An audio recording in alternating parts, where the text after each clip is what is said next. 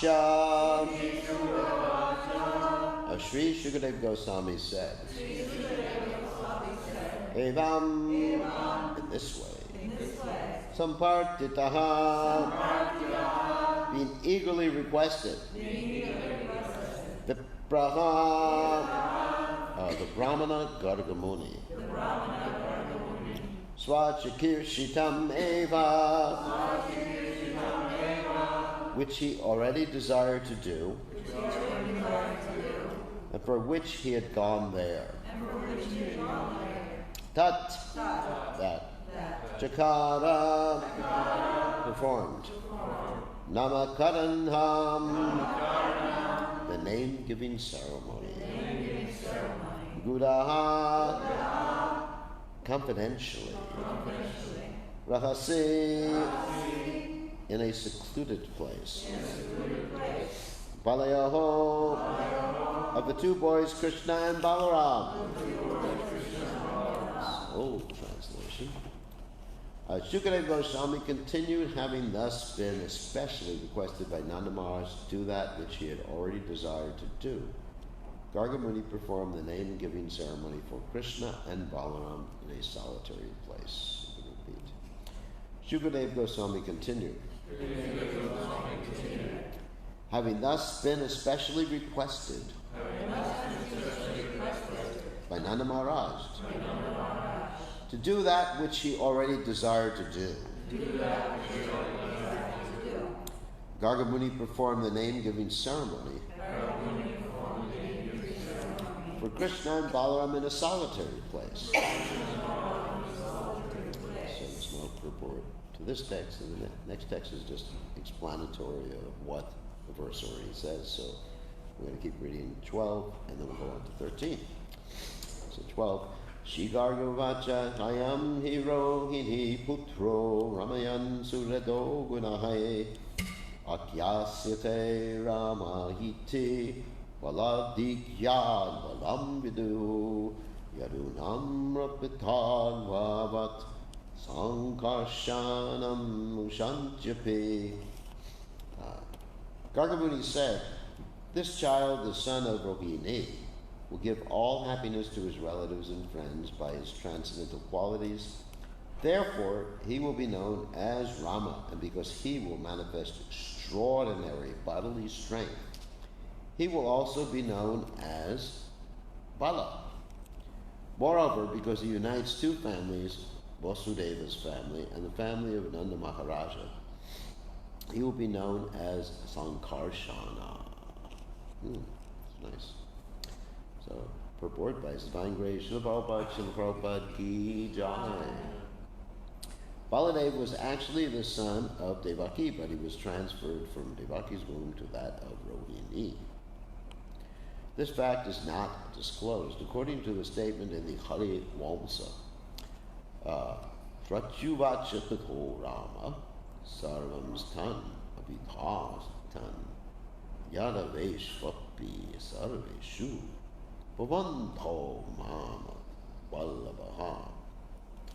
Gargamuni did disclose to Nanda Maharaj that Balaram would be known as Sankarshan because of uniting two families, the Yadu Vamsa and the Vamsa of Nanda Maharaj, one of which was known as Kshatriya and the other as Vaishya. Both families had the same original forefather, the only difference being that Nanda Maharaj was born of a Vaishya wife, whereas Vasudeva was born of a Kshatriya wife.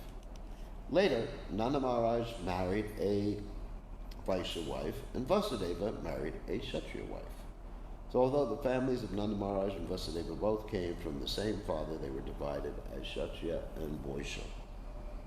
Now Baladeva united them, and therefore he was known as Sankarshana. So as I said before, that's just explanatory. I want to go read text 13 with its elaborate purport. Asanvarnastrayo yasya grinotto nu yugam tanuhu shuklo raktastata pita idanim krishnatam gataha Your son Krishna appears as an incarnation in every millennium. In the past, he assumed 3 different colors, white, red, and yellow. And now he has appeared in a blackish color. In another Dwapara Yuga, he appeared as Lord Ramachandra in the color of Shuka, a parrot. All such incarnations have now assembled in Krishna.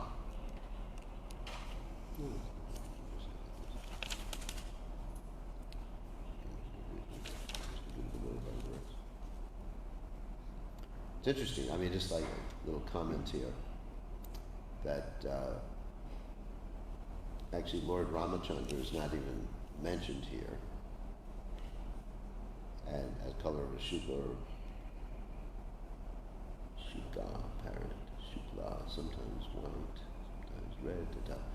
Anyway, so you see the Prabhupada's translations are actually purported translations, which is really interesting. Because he's actually citing in the translation as well as in the purport the commentaries of the past acharyas. And I noticed that when I was reading this verse before and reading the commentary of Vishwanath Chakravarti Thakur and Bkgoswami and Sanatana Goswami, that Prabhupada is actually summarizing the commentaries not only in the purport but also in the translation. Really interesting. So, anyway, going ahead. Purport, partially explaining the position of Lord Krishna and partially covering the facts, Gargamuni indicated, your son is a great personality and he can change the color of his body in different ages. The word Gna Taha indicates that Krishna is free to make his choice. In other words, he is the Supreme Personality of Godhead and may therefore do whatever he desires. In Vedic literature, the different colors assumed by the personality of God in different millenniums are stated, and therefore, when Gargamuni said, your son has assumed these colors, he indirectly said, he is the Supreme Personality of Godhead. Because of Kamsa's atrocities, Gargamuni tried to avoid disclosing this fact, but he indirectly informed Nanda Maharaj that Krishna, his son, was the Supreme Personality of Godhead. It may be noted that Srila Jiva Goswami in his book Krama Sandarbha has enunciated the purport of this verse. In every millennium, Krishna appears in a different form, either as white, yellow, or white, red, or yellow. But this time, he personally appeared in his original blackish form, and, as predicted by Gargamuni, exhibited the power of Narayana. Because in this form, the Supreme Personality of Godhead exhibits himself fully. His name is Sri Krishna, the all-attractive. Factually, Krishna is the source of all avatars, and therefore all the different features of the different avatars are present in Krishna. When Krishna incarnates, all the features of other incarnations are already present within him. Other incarnations are partial representations of Krishna, who is the full-fledged incarnation of the Supreme Being. It is to be understood that the Supreme Being, whether appearing as Shukla, Rakta, or Pita, white, red, or yellow, is the same person. When he appears in different incarnations, he appears in different colors, just like the sunshine, which contains 7 colors. Sometimes the colors of the sunshine are represented separately, otherwise the sunshine is observed mainly as bright light. The different avatars, such as the Manvantara avatars, Leela avatars, and Dasha avatars, are all included in the Krishna avatar. When Krishna appears, all the avatars appear within him, as described in the Srimad Bhagavatam, 1st canto, 3rd chapter, text 26. Avatara yasankyeya hare sutta nire dvijaha yatha vida sila kuriya sarasa syu sahasrashaha. The avatars incessantly appear, like incessantly flowing water. No one can count how many waves there are in flowing water, and similarly there is no limitation to the avatars. And Krishna is the full representation of all avatars because he is the source of all avatars. Krishna is Amsi, whereas others are Angsha, part of Krishna. All living entities, including us, are Amshas, Mamevangso, Jiva Loke, Jiva Bhuta, Sanatana. These Amshas are of different magnitude. Human beings who are minute Amshas, and the demigods, Vishnu Tattvas, and all of the living beings are all part of the Supreme. Nityo Nityanam Chaitanash Chaitananam. Kathopanishad 2:13. Krishna is the full representation of all living entities, and when Krishna is present, all avatars are included in him. The 11th canto of Srimad Bhagavatam describes the incarnations for each yuga in chronological order. The Bhagavatam says, Krate Shuklas Taturbahu Tretayam Ratavarna Sao Dwapare Bhagavan Shama Krishna Varnam Visha Krishna.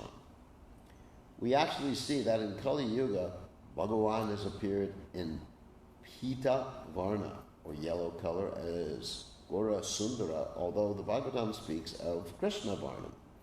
To adjust all these statements, one should understand that although in some yugas some of the colors are prominent, in every yuga, whenever Krishna appears, all the colors are present. Krishna Varnam Tvisa Krishnam, although Chaitanya Mahaprabhu appears without Krishna or a blackish color, he is understood to be Krishna himself. Idam Krishnatam Gataha. The same original Krishna who appears in different varnas has now appeared. The word asan indicates that he is always present. Whenever the Supreme Personality of Godhead appears in his full feature, he is understood to be Krishna Varnam. Although he appears in different colors, Prahlad Maharaj stated that Chaitanya Mahaprabhu is Chana. That is, although he is Krishna, he is covered by a yellow color. He's hidden, actually. Thus, the Gaudiya Vaishnavas accept the conclusions that although Chaitanya Mahaprabhu appeared in Pita Kala, he is Krishna.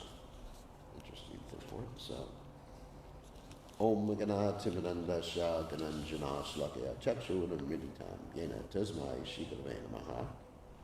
So I'd like to read part of the 11th canto in which the Prabhupada is making reference to here, and this is in Narada's teaching to Vasudeva from the 5th chapter in the 11th canto.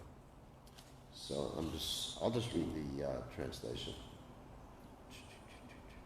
and part of the purport. So text 20, it starts that Shikaravajana replied, in each of the 4 yugas or ages, Krita, Treta, Dwarpa, and Kali, Lord Keshava appears with various complexions, names, and forms, and is thus worshipped by various processes. Next text. In Satyuga, the Lord is white and 4-armed, has matted locks, and wears a garment of tree bark. He carries a black deerskin, a sacred thread, prayer beads, and the rod and water pot of a brahmachari. And then next stage, next text.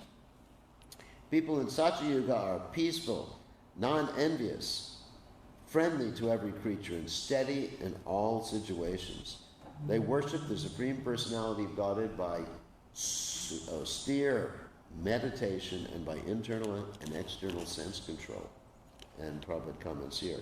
In Satyuga, actually, not Prabhupada, this is Prabhupada's disciples' comment, making reference to the Acharya's commentaries. In Satyuga, the Supreme Lord incarnates as a 4-armed brahmachari described in the previous verse and personally introduces the process of meditation. And then we're going to go, we continue with Satyuga. In Satyuga, the Lord is glorified by the names of Hamsa, Suparna, Vaikuntha, Dharma, Yogeshvara, Amala, Ishvara, Purusha, Avyakta, and Paramatma. That's Satyuga. In Treta Yuga, let's see if there's anything else Prabhupada said. In Treta Yuga, the Lord appears with a red complexion. He has 4 arms again, golden hair. Wow, he's blonde. And wears a triple belt representing initiation into each of the three Vedas. Embodying the knowledge of worship by sacrificial performances, which is contained in the Rig, Sama, and Yajur Vedas, his symbols are the ladle, spoon, and other implements of sacrifice. So you try to picture the Supreme Personality of God at 4 arms with all these different sacrificial ingredients. You know, there's different, anyone who's seen a sacrifice in ISKCON, at least the sophisticated ones, not the ones I do, you'll see that there's different spoons that look differently, actually. Some spoons actually look like a hand. Anyone seen that? And some spoons just like a spoon. And it's, I don't know any of those things. All I know is chant Hare Krishna. But anyway, so this is the process in the Treta Yuga. And Prabhupada actually explains, this is interesting. He calls it the shruk, is a particular implement for pouring ghee into sacrifices. It's about an arm's length long and is made of a particular type of wood called Bkgoswami. The shruk has a rod-like handle and a spout with a shallow groove at its tip that resembles a swan's beak. The front part is a carved-out spoon the size of a fist.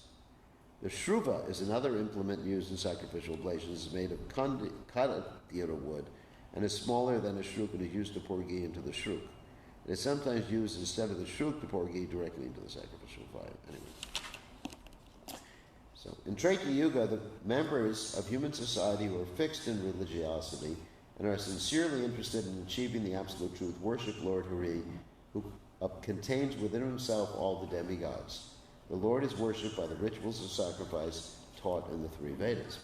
In Treta Yuga, the Lord is glorified by the names Vishnu, Yagya, Krishnigarbha, means the son of Krishna, actually, Sarvadeva, Orukrama, Vishakapi, Jayanta, and Urugaya. It probably actually makes that point. The purport of Krishnigarbha means the son of Krishna Devi and Sutapa. And since the Lord is always victorious, he's called Jayanta. In Dwapara Yuga, the Supreme Personality of Godhead appears with a dark blue complexion wearing yellow garments. The Lord's transcendental body is marked in this incarnation with Shrivats and all other distinctive ornaments. He manifests his personal weapons. And the next, of course, that's Krishna. And my dear King, in Dwapara Yuga, men who desire to know the Supreme Personality of Godhead, who is the Supreme Enjoyer, worship him in the mood of honoring a great king, following the prescriptions of both the Vedas and Tantras. And there's a verse here. I'm skipping the next verse. O King, in this way the people in Dwapara Yuga glorify the Lord of the universe. In Kali Yuga also people worship the Supreme Personality of Godhead by following various regulations of the revealed scriptures. And then you have, the next verse is actually the verse that Prabhupada quotes. There's a famous verse, Krishna Varam Drisa Krishnam, Sango Pandash Parshanam, Yagyai Sankirtana Prayar Yajantihi Sumeda Saham. So sometimes Krishna Varnam can mean, here Prabhupada translates it as repeating the syllables Krishna, but could also mean the color of blackish. There's 2 things that can mean. So in the purport we read today from the 10th canto, it didn't indicate chanting the names of Krishna, but it actually means also chanting the names of Krishna. Anyway, so that's Lord Chaitanya Mahaprabhu's appearance that is, this is actually, let me read the translation, it's such an important verse. In this age of Kali, intelligent persons perform congregational chanting to worship the incarnation of Godhead, who constantly sings the names of Krishna. Although his complexion is not blackish, he is Krishna himself.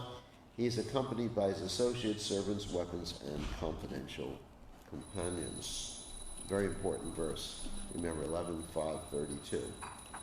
This is probably one of our real nutshell verses in the Srimad Bhagavatam. Krishna Varam Drisa Krishna Sango Pangrash Parshanam Yagyai Sankirtana Prayar Yajantihi Sumedasa. And this verse was recited in Lord Chaitanya's pastime by Sarvabhauma Bhattacharya, who realized that Lord Chaitanya Mahaprabhu was the Supreme Personality of Godhead. Now, also, there's not many references to this Chana avatar, or hidden avatar, in the Vedic literatures, but in the purports, the Acharyas have in the verse we read today, Bkgoswami states that there is one verse in the Mahabharata about Lord Chaitanya Mahaprabhu's advent. It's a famous verse, and I'll read the verse. Suvarna Varna Hemanga Varangas Chanda Nangam Sanyasa Krita Sama Shanto Nishta Shanti Parayanaha. And so Suvarna, what does that mean? Our Sanskrit. Yeah, gold. So, Varna. And what does Hemanga mean? Gold limb? Yeah, golden limbs. So he's golden. He's Suvarna means a blissful or a transcendental color. Varna Hemanga. So his limbs are actually golden. It's a beautiful verse. Varangas Chanda. What is Varangas? I don't know that word. Varangas? Yeah, Varangas. You don't know, too bad. Chanda Nanganam. Anyway. And sannyasa, that means take sannyas. That means his activities, and he's sama shanto. He's equipoised and peaceful. And nishta, he's fixed. Shanti, and being peaceful. Parayana.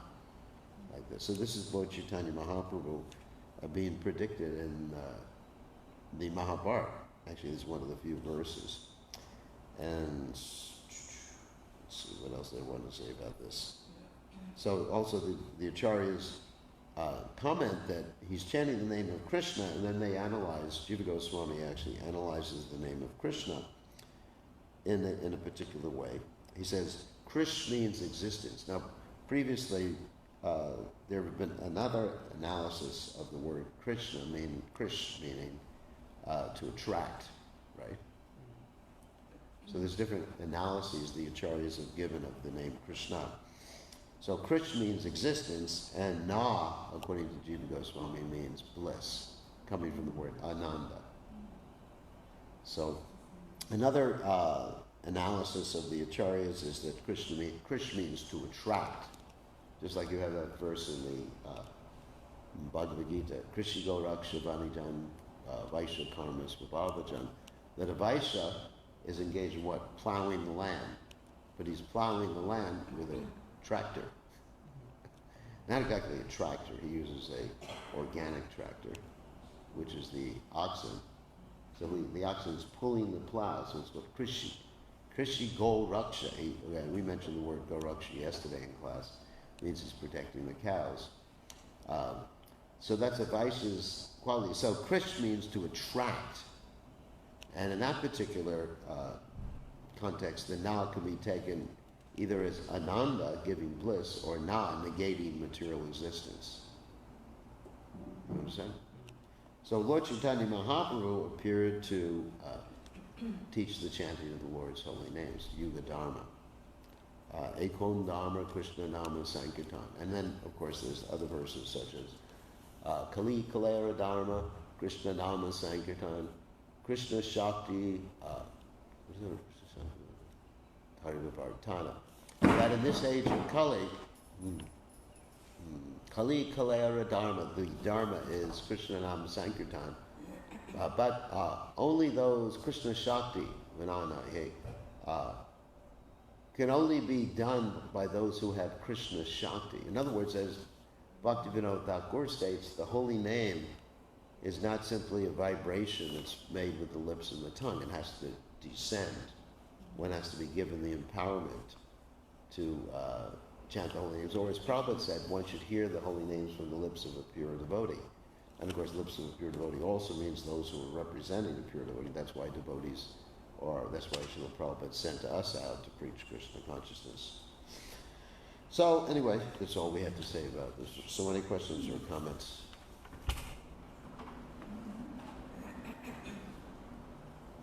So the more you say Krishna, the more say more from the heart, not the mind, the more he's able to come to you.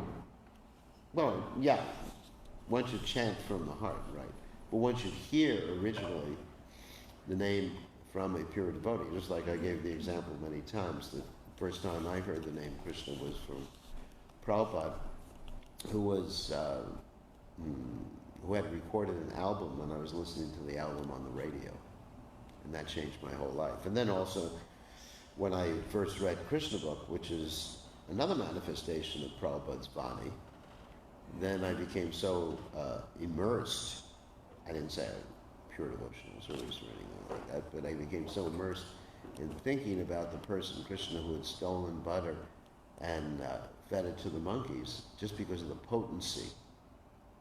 Because Prabhupada's speech, when the pure devotee speaks, he's actually Golokera Premadana Harinam Sankirtan. His sound vibration is coming directly from Goloka Vrindavan. Another statement Prabhupada gave is that the saffron dust particles are contained within the words of a pure devotee. So yeah, one should chant with one's heart, but hear the holy names from a pure devotee. And also, Sanatana Goswami, quoting from the Hari Bhakti Shuddhaya, states, Vaishnava Mukod Girnam Putam Harikatam Ritam Shravananaiva Kartamyam Sarpo Chisti Atapayam, that one shouldn't hear about Krishna or hear the holy names from those who are not devotees or non-devotees. And of course, non-devotees means two types: those who are adverse to Krishna consciousness. Just like yesterday, I was speaking to a sannyasi from the Shankaracharya Sampradaya and asking, what do you do? He says, I give Bhagavad Saptaha. And I was thinking, not to criticize, he's a nice person, but really one should be careful, because if one hears about Krishna from someone who doesn't actually believe, I'm not saying he doesn't believe, sometimes people are officially in the Shankara Sampradaya, but they're actually devotees, just hidden devotees, but this is just like Lord Chaitanya took sannyasa ostensibly from Keshava Bharati, who was in the Shankara Sampradaya, but actually Lord Chaitanya had initiated Keshava Bharati before he did. Anyway, that's a different story. So, but anyway, I was thinking, if someone does not actually believe Krishna is God, or believes that Brahman is superior to Krishna, or believes that ultimately it's all illusion. Mayavadi, of course, means Krishna's body is an illusion, and Krishna's pastimes are an illusion, and you have to just go above it to merge into the absolute or whatever. Then what is the benefit? In fact, in Sarpo Chisti Atapayam, it can be like milk touched by the lips of a serpent, which has poisonous effect. So I was actually surprised, here he is giving, member of the Shankara Sampradaya, giving Bhagavad Saptaha. Bhagavad Saptaha means the 7-day recitations of Srimad Bhagavatam. So anyway, one should not hear from the lips of someone who is not Krishna conscious. One type of non-devotee, as I mentioned before, is those who are against Krishna, and another type is those who are materialistic, who are just very attached to this material world, like those who are maybe preaching about Krishna consciousness for some ulterior purpose, rather than just pleasing Krishna and pleasing their spiritual master. Just like I listened to a class of Prabhupada this morning, and one reporter asked Srila Prabhupada, why have you come to the Western world? Prabhupada gave different answers, sometimes a little humorous, I've come to shave you and save you, but not in this particular class. I heard that answer one time, and what are you asking about? You come to shave you and save you, or save you and shave you. But Prabhupada said, I've come because I've been told to do so by my spiritual master. So that's the right mood, that one is a servant of the previous acharyas. If one has that mood, then one is considered, real devotee. So in other words, either materialistic persons who are ostensibly devotees you shouldn't hear from. That's one type of non-devotees, those who are too attached to this material world, or to those who are averse to the glorification of the Lord, or those who don't, who are Mayavadis, who actually think that the Lord's form and pastimes are material, like avajananti mamudha manushum shrita. Krishna says, I consider those people to be mudhas, asses, who think my activities in this world are mundane or material. So one has to be careful who one hears from, not just because someone chants nicely or is able to recite the Lord's pastimes very nicely in a very dramatic form. One should hear from them. One should hear from someone who they know is on the pure path of bhakti. Does that answer your question? Yeah, but after hearing what you had said, now that brings up another question. Mike. I was, sometimes when I'm chanting, the cat, I allow the cat to hear Krishna's name. The cat? The cat, C-A-T. Oh, cat. The cat. The cat in your heart? I just killed some time doing my chanting. That's fine. And I know I'm not a pure devotee, nor am I an initiated, so I know I'm not worth hearing. But I had heard in the past that you can even say it not even the right way. It's so pure that you can actually have access to Krishna. Yeah, that's right. Yes, because you're connected to Prabhupada, and you've heard from Prabhupada and Prabhupada's followers, and therefore you've been given the pure name. You've been given the pure name, and you've been given the duty, like everybody else on this planet, to Bharta Bhumate Orla Manasu Janma Ja.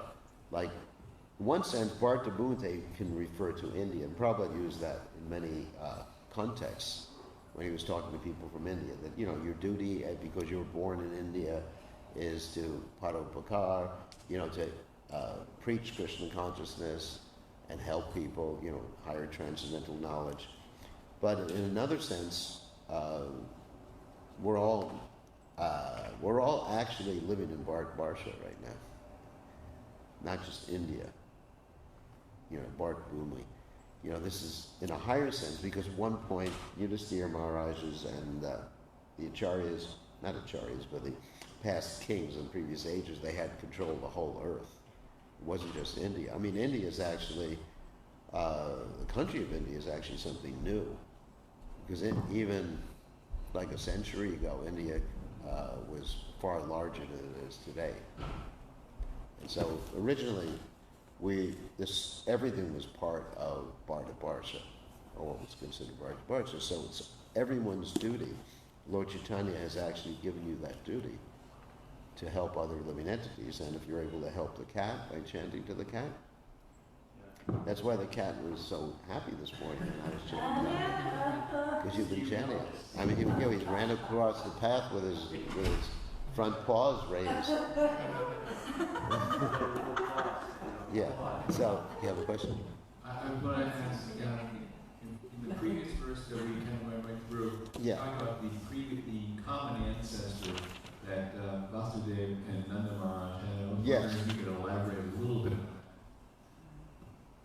Well, the father of Vasudeva was the same father, was a Kshatriya father of Vasudeva,